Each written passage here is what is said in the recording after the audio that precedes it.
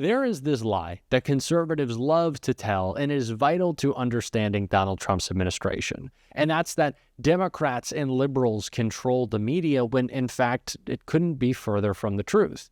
The CEOs of the biggest information platforms in the world are supporting Donald Trump. And in his pocket, the biggest cable network is Fox. The biggest podcast hosts are Joe Rogan, Candace Owens, and Tucker Carlson. Yet MAGA will still say they are being silenced. MAGA will still be saying they don't have free speech when it's in fact Donald Trump who wants to censor his enemies while letting the worst speech run rampant. And all of that is what Jared Moskowitz called out and ended up shutting up Jim Jordan over in a brutal takedown in Congress we're going to check out. But before we do, if I could quickly ask you to leave a like on this video, and if you haven't already and you enjoy our channel, to hit that subscribe button. It goes a long way, and it really does mean a lot to me. Now let's get in to Jared Moskowitz. And with that, we yield to the gentleman. First full committee hearing, the gentleman from Florida is recognized. Thank you, Mr. Chairman. You know, when I got to Congress, I wanted to be on the Judiciary Committee, but I was placed in purgatory with Comer. And I was worried about all the stuff that I was going to be missing in Judiciary.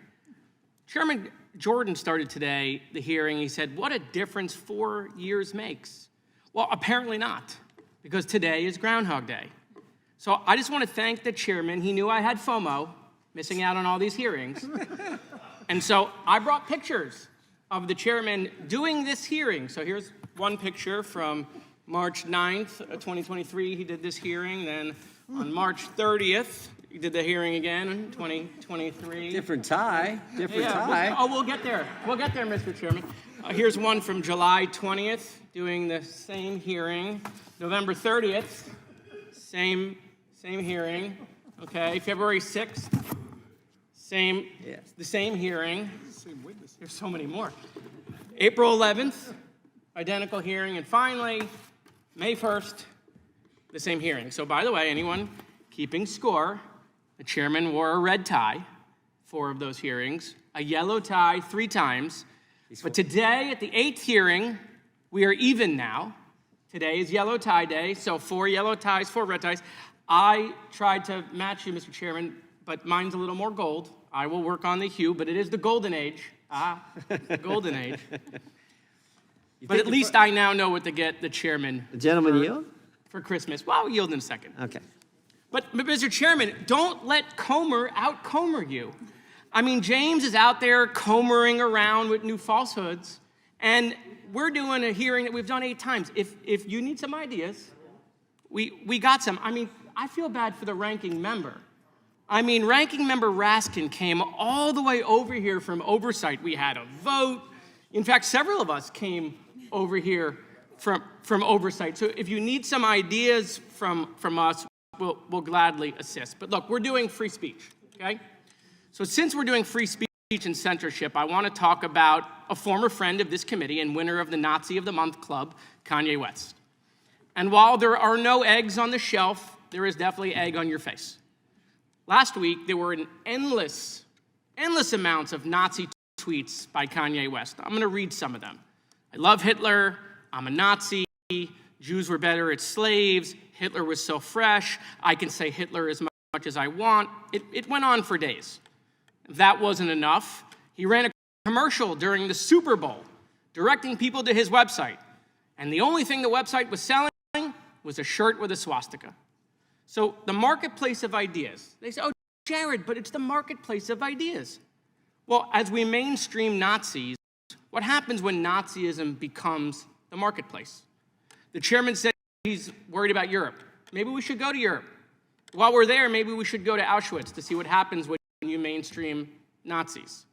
Mr. Schellenberger would say, but Jared, free speech is absolute. Don't be a censor. But actually, Kanye accidentally disproved that idea. He proved that free speech is not absolute. You see, what happened was he started posting porn on X. And then all of a sudden, the conservative free speech masters of the universe were outraged. Elon unfollowed him and then labeled Kanye's account. So imagine if Kanye had only posted Nazi porn. Well, Mr. Schellenberger and other conservatives would be saying, well, the Nazi part is okay, as long as they keep their clothes on. So remember, if you're a Nazi, just keep your SS uniform on. Don't take it off, because that's when we're going to get to censorship. And so, look, this is a hearing about free speech. My colleague from Texas said nobody blamed Biden for the cost of eggs, and he has every right to say it because it's free speech. But that is total bullshit, okay?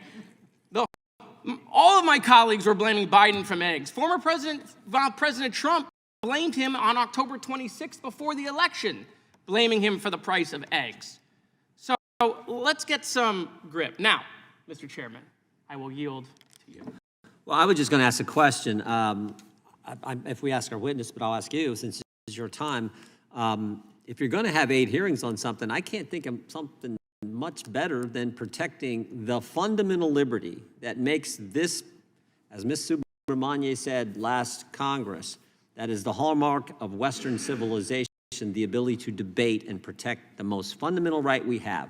Because all the other rights in the First Amendment don't mean squat if you can't talk. And that's what we're defending. So we should have maybe had 9 or 10 hearings, because the First Amendment and free speech is so darn important. And I would just maybe ask Mr. Schellenberger, Mr. Tymon, you think we could have more hearings on something this important? Well, first of all, Congressman, thank you for your advocacy for UAP disclosure. I'm glad that we agree on that one, and I'm right there with you on that all the way. I'm with the Supreme Court on this issue of Nazism, aren't you? I mean, do you disagree with the Brandenburg decision? So the answer... And the Scobie ruling? Reclaiming my time. I know we're over, Mr. Chairman, so I'll land the plane for you. What you're describing is a time when 2 or 3 or a dozen Nazis could march in a neighborhood. Things have changed dramatically when a Nazi with 30 or 40 or 50 million followers can build a whole platform behind being a Nazi. You don't have to listen to me. Look at the data with what's going on in anti-Semitism in Europe and in this country.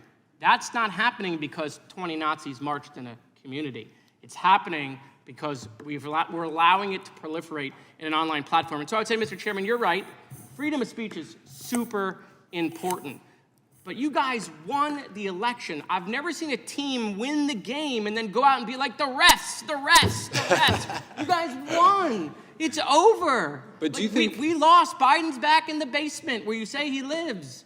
We're good. But Congressman, do you really think that the founders meant for a new media technology like radio or telegraphs to change the First Amendment? I mean, did they write the First Amendment and say, well, but if a future technology comes along, like the telegraph or the television, the radio, then we're going to go ahead and get rid of the First Amendment? Well, no, we're not getting rid of it. But why change The it? gentleman has expired. We will. It has been a while since we have seen a good old-fashioned Jared Moskowitz takedown, and boy, was that worth the wait. I'm glad he brought the receipts, and it's clear what speech Republicans are talking about when they claim to be these free speech absolutists. They want you to be able to say racist things. They want you to be able to say hateful things. They want you to be able to dox your enemies, attack people you don't like or people who don't look like you.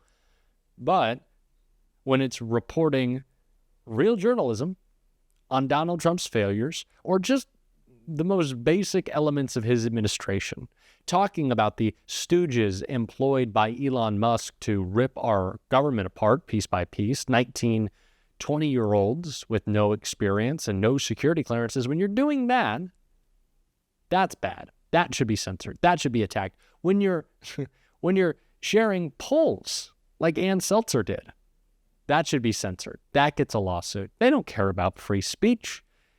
They just want to be able to avoid accountability for when they say something horrible, which is all they do. They just don't want accountability for their actions. That's what they really want to be free of. That's what freedom means to MAGA. The ability to just spew in an effort really to distract. That is what it is all about. And Jared Moskowitz talked about not falling for those distractions in an interview just recently that I want to take a look at. Said that Republicans, these are all just Republicans, 47% of them wanted Elon Musk very involved with the government. That number today, that same poll by The Economist, is now 26, just with Republicans. So you don't have to listen to Democrats like me, listen to Republicans. Republicans, by 20 points, want Elon Musk less involved with the Trump administration. So it's how they're doing it. Article 1 of the Constitution preserves all this stuff for Congress. Again, another data point. I want to find all of these things. We can audit all of these departments. We can find wasteful spending. But only Congress is going to solve this problem, and I'll prove it. Go to the debt clock right now.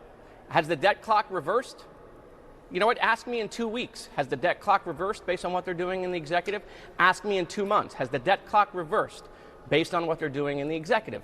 And the answer is going to be no on all of those times. Only Congress can solve this. So until the administration reaches out to Congress and Democrats, because they can't do anything in the House without Democratic votes, we're actually not going to solve these problems. But listen, I agree with the mission of Doge. We should try to find wasteful spending wherever we can. I do want to ask you about Donald Trump and him demanding the names of the thousands of FBI agents and leadership who worked on the 1,000+ January 6 rioter cases.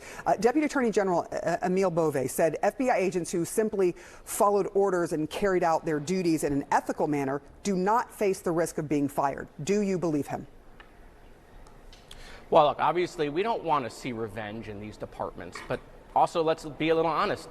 Is this a surprise? I mean, Donald Trump told us he was going to do this.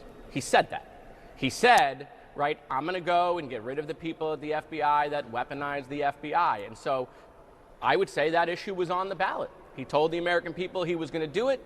They're now doing it. That doesn't mean that I support it. Doesn't mean that I like it.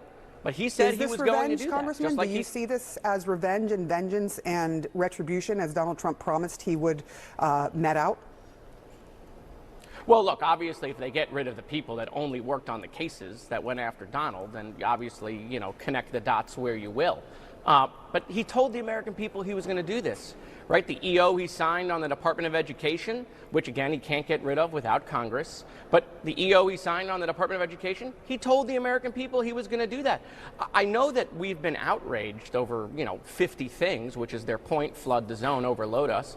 But on a lot of those, he told the American people he was going to do it. So I just don't know why we're surprised. It is pivotal to combating the Trump administration that we understand the games they're trying to play. They will spin up stories, as Steve Bannon says, they will flood the zone in an attempt to distract us from focusing on the issues not only that matter most, but the issues that will break through the most. Donald Trump is going to try to distract us. We have to be focused. Donald Trump is going to try to suppress us. We have to be even louder. And it's what we're going to talk about on this show every single day. And if you want to support that, as always, you can hit that subscribe button. You can leave a like on this video. And if you stuck around at the end, you can drop a blue heart in the comments. And until next time, I'll see you soon.